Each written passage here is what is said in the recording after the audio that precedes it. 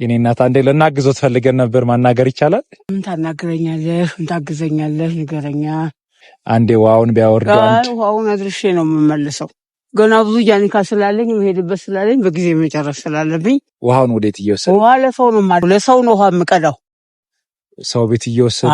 አዎ። ከዛ በወር ሳንቲም ይሰጡኛል። ገብቶሃል?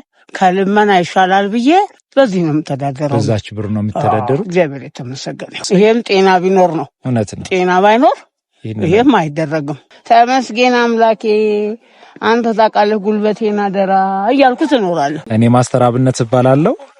ይህንን ብር እየያዙና ደቡብ አፍሪካ የፒትስበርግ ሙሉ ወንጌል ቤተክርስቲያን በጎ አድራጎት ማህበር ወገኖች የላኩት ስጦታ ነው። አሁን ይሄን ለኔ ማሰጠኝ ሳላስበው መድኃኒዓለም ነው የሰጠኝ። ዛሬ ጠዋት እንደወጣ ወደ ቤት አልገባሁም።